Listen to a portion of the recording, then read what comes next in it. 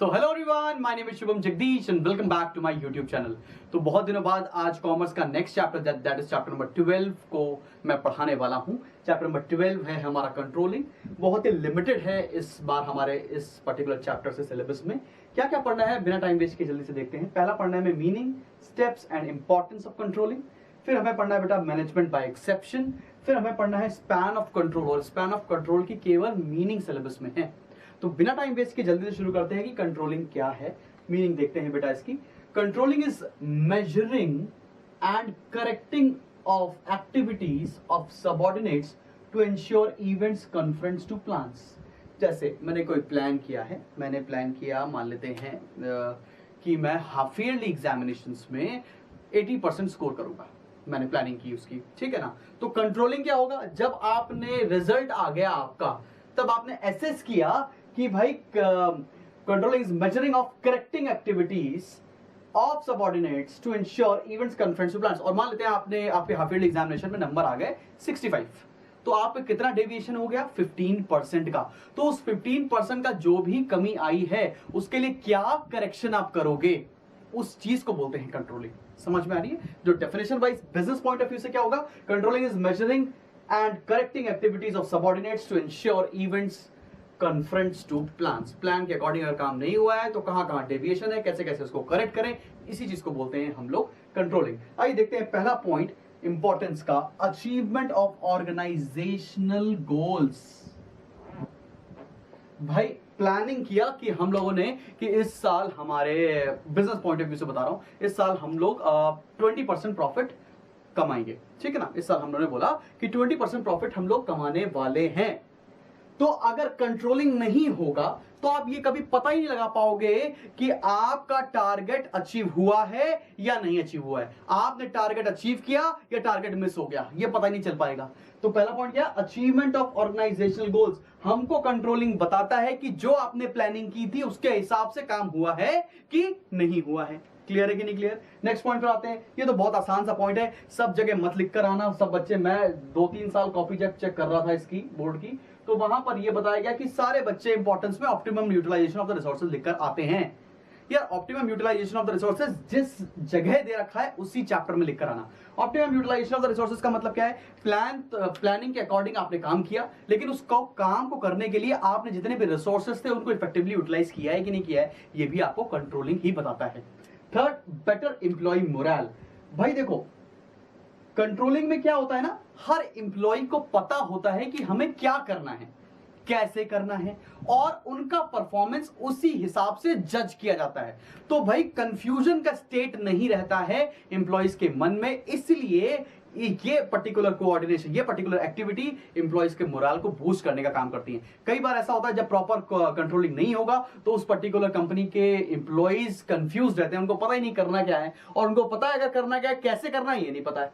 तो कंट्रोलिंग आपको बताता है कि एम्प्लॉयज को क्या टारगेट है, कैसे पूरा करना है, कब पूरा करना है। इसकी वजह से एम्प्लॉयज के मन में कॉन्फिडेंस आता है and that boost their moral. Next point पर आता है। Next point is better planning. Better planning का मतलब क्या है, मान लेते हैं मैंने प्लानिंग की कि मुझे 20% प्रॉफिट चाहिए, लेकिन आते आते हमें पता चला कि भाई इस साल हम लोग 20% का टारगेट अचीव नहीं कर पाए।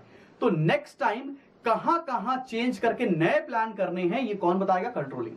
ठीक है, मान लेते हैं इस बार हम लोग 15% ही टारगेट मीट कर पाए, 5% टारगेट मीट नहीं कर पाए, तो कंट्रोलिंग आपको बताएगा भाई साहब कि आप लोग नेक्स्ट ईयर के प्लान में क्या क्या चेंजेस करो। इसलिए कंट्रोलिंग ज्यादा जरूरी है जितना जरूरी प्लानिंग है। आगे बढ़ते हैं। लास्ट पॉइंट है coping with the change and complexity. भाई देखो मान लेते हैं 2019 का जो आपका प्लान था वो 2020 में तो लग ही नहीं पाएगा, क्योंकि एकदम से आप देख रहे हो एनवायरनमेंट कितना चेंज हो गया, कितना कॉम्प्लेक्स हो गया। कोविड आ गया तो सारे बिजनेस की स्ट्रेटेजी जितनी भी थी सारी कुछ बदल जाएंगी अब 2020 के बाद से। तो हर साल का प्लान हर साल नहीं चलेगा, तो क्या क्या चेंजेस आने हैं, कैसे कैसे प्लानिंग में चेंजेस आने हैं, ये कौन बताता है, कंट्रोलिंग बताती है। तो क्या होगा, कंट्रोलिंग हेल्प्स या controlling ensures coping with change and complexity. Clear, यहां तक समझ में आ गया। बुक में कई सारे पॉइंट्स दे रखे हैं, आपने कोई 5 पढ़ने, पेपर में मैक्सिमम 4 पूछे आ सकते हैं, लेकिन अगर 5 भी पूछ लेगा तो आप लिख दोगे यहां से, ठीक है ना। आगे बढ़े, नेक्स्ट पॉइंट पर आते हैं। नेक्स्ट है हमारा स्टेप्स, और ये 100% पेपर में आएगा, बहुत इंपॉर्टेंट है भाई। Steps in planning, sorry steps in controlling process.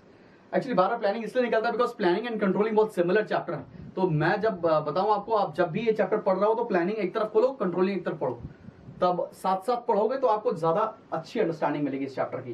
पहला क्या है steps in controlling? Establishment of performance standards. Establishment of performance standards का मतलब क्या है? आपने पहले स्टैंडर्ड सेटअप कर दिया, बेंचमार्क सेट कर दिया है कि भाई इस काम को इस तरह से करना चाहिए, ठीक है ना, बेंचमार्क आपने सेट कर दिया है। दूसरा क्या है? Measurement of actual performance. आपने जैसा एक्चुअल परफॉर्मेंस किया उसको मेजर करो। फिर तीसरा है कंपैरिजन, बेंचमार्क से जो आपने स्टैंडर्ड सेट किया था और आपने कैसा परफॉर्म किया है उन दोनों को कंपेयर करो। फिर पता लगाओ कि कहां कहां गलतियां हुई हैं, क्या क्या डेविएशंस है, और उन डेविएशंस का करेक्टिव एक्शन लेना ही कंट्रोलिंग के स्टेप्स हैं। क्लियर है? अगर इस ऑर्डर में एक भी चेंज किया नंबर नहीं मिलेंगे आपको, मैं बता रहा हूं। तो भाई क्या लिखा होगा? पहला एस्टैब्लिशमेंट ऑफ परफॉर्मेंस स्टैंडर्ड्स, आपने एक बेंचमार्क सेट किया, फिर आपने जो परफॉर्मेंस किया उसको मेजर किया, फिर आपने कंपैरिजन किया बेंचमार्क से या जो परफॉर्मेंस स्टैंडर्ड आपने सेट किया था और आपके जो परफॉर्मेंस किया, उसके बाद में आपने क्या किया? डेविएशंस कैलकुलेट किए और उसके बाद करेक्टिव एक्शंस लेना शुरू किया। समझ में आई कि नहीं आई बात? कोई दिक्कत वाली बात तो नहीं है? स्टेप्स को इसी ऑर्डर में लिखिएगा भाई, बहुत इंपॉर्टेंट है ये, जल्दी से नोट करो, बढ़ते हैं आगे। ऑलराइट क्लास, तो बढ़ते हैं अपने नेक्स्ट टॉपिक पर, और नेक्स्ट टॉपिक है हमारा मैनेजमेंट बाय एक्सेप्शन। इस चैप्टर का काफी इंपॉर्टेंट टॉपिक है बेटा, तो इसको थोड़ा ध्यान से पढ़ेंगे और है बहुत आसान। मैनेजमेंट बाय एक्सेप्शन क्या कहता है? मैनेजमेंट बाय एक्सेप्शन ये बोलता है कि भाई जो टॉप मैनेजमेंट है उनको ज्यादा इंपॉर्टेंट काम पर ध्यान देना चाहिए, और जो छोटे काम हैं जो उतने इंपॉर्टेंट नहीं हैं उसको डेलीगेट कर देना चाहिए। ठीक है ना? बस इतनी सी बात को मैनेजमेंट बाय एक्सेप्शन बोलते हैं। क्या क्या लिखना है मैंने बोर्ड पर आपके लिए इजी फॉर्म में लिखा भी हुआ है। The activities of large business enterprises are so innumerable that it is neither feasible not desirable for the top management to control all of them. कोई जरूरत नहीं है और ना पॉसिबल है कि सारी चीजों को टॉप मैनेजमेंट कंट्रोल कर सकता है। Control will be more economical and effective if the top management concentrates on exceptionally serious deviations from the plans and standards. Serious deviations मतलब जो प्लान थे और जो एक्चुअल में रिजल्ट आया उनके बीच में जो डेविएशन आए हैं उस पर ज्यादा दिमाग लगाएं, उस पर ज्यादा मेहनत करें जो एक्चुअल काम है, बशर्ते सारी चीजों को कंट्रोल करने में। This is known as principles of management by exception. और आप पेपर में ये लाइन भी जरूर लिख के आइएगा, an attempt to control everything may end up in controlling nothing. ये स्टेटमेंट ही बता देती है कि मैनेजमेंट बाय एक्सेप्शन की मीनिंग क्या है। ठीक है, इसके साथ साथ बेटा बेनिफिट्स भी दे रखे हैं। मैक्सिमम बच्चा बेनिफिट्स इग्नोर करके जाएगा पेपर में, मेरी बात मान लो। क्यों इग्नोर करेगा? क्योंकि ये पैराग्राफ फॉर्म में दे रखा है और उसको लगेगा कि भैया ये सिलेबस में है ही नहीं, लेकिन मैनेजमेंट बाय एक्सेप्शन पूरा सिलेबस में है। तो मैनेजमेंट बाय एक्सेप्शन की केवल मीनिंग नहीं, इसके बेनिफिट्स भी सिलेबस में है। इसके बेनिफिट्स क्या है? बहुत आसान से दे रखे। इसके बेनिफिट्स क्या है? पहला क्या है? Saves time. सेव्स टाइम कैसे भाई? अगर आपने छोटे काम, जो लेस इंपॉर्टेंट काम किसी और को डेलीगेट कर दिए हैं तो आप अपने मेन काम पर फोकस कर पाओगे, और मेन काम पे फोकस करोगे तो आपका टाइम बचेगा। दूसरा क्या है? Better utilization of management talent.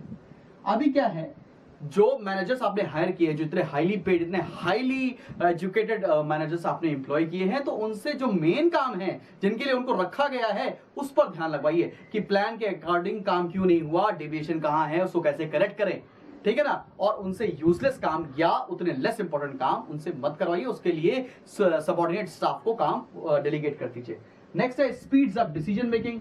Since अगर आपका मेन मोटो रहेगा मेन काम की तरफ तो आप जल्दी जल्दी डिसीजंस ले पाओगे, और छोटे मोटे काम आपने डेलीगेट कर रखे हैं। Provides opportunities to self motivated employees. अगर आप काम डेलीगेट करना शुरू कर दोगे तो जो सबऑर्डिनेट्स हैं वो बहुत ही इंथुजियास्टिकली काम करने के लिए तैयार होंगे, और वो भी प्रूव करना चाहते हैं कि उन्हें भी काम करना आता है। तो जितने भी लेस इंपॉर्टेंट काम है आप उनको डेलीगेट करो, आप उनको ट्रांसफर करो, सो दैट आपके जो लोअर स्टाफ है या आपके जो लेस इंपॉर्टेंट स्टाफ है, सबऑर्डिनेट्स हैं, उनको काम करने का मौका मिले और अपना टैलेंट दिखाने का मौका मिले। क्लियर? मैनेजमेंट बाय एक्सेप्शन समझ में आ गया? एक लाइन में क्या बताते हैं मैनेजमेंट बाय एक्सेप्शन? कि ज्यादा इंपॉर्टेंट काम कौन करेगा? Top level. और जो लेस इंपॉर्टेंट एक्टिविटीज है उसको क्या करो? डेलीगेट कर दो। इसी को बोलते हैं मैनेजमेंट बाय एक्सेप्शन।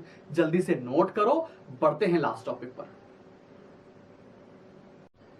और क्लास तो बढ़ते हैं हम लोग आज के लास्ट टॉपिक पर। आज का लास्ट टॉपिक है हमारा स्पैन ऑफ कंट्रोल। और स्पैन ऑफ कंट्रोल होता क्या है बेटा? It means number of subordinates that reports to one manager. एक मैनेजर को कितने सबऑर्डिनेट्स रिपोर्ट करते हैं, इसी को बोलते हैं हम लोग स्पैन ऑफ कंट्रोल। और इसको कहा जाता है पर्सन टू पर्सन कॉन्सेप्ट। इसकी केवल मीनिंग ही हमारे सिलेबस में है, इतना सही बस आपको लिखकर आना है इस पर्टिकुलर टॉपिक के अंदर। तो भाई चैप्टर नंबर 12 मेरी तरफ से खत्म है। इसके बाद मैं जो शुरू करूंगा वो होगा चैप्टर नंबर 7। उसमें बहुत ही कम है जो हमारे सिलेबस में है, और वो चैप्टर भी इसी वीक में आपका अपलोड कर दूंगा। ऑलराइट, तो इसके बाद हम लोग बचेंगे मार्केटिंग के साथ, और मार्केटिंग होपफुली नेक्स्ट वीक तक आपका मैं फिनिश कराने की पूरी कोशिश करूंगा। Alright class, this was Shubham Jagdish signing off. Thank you.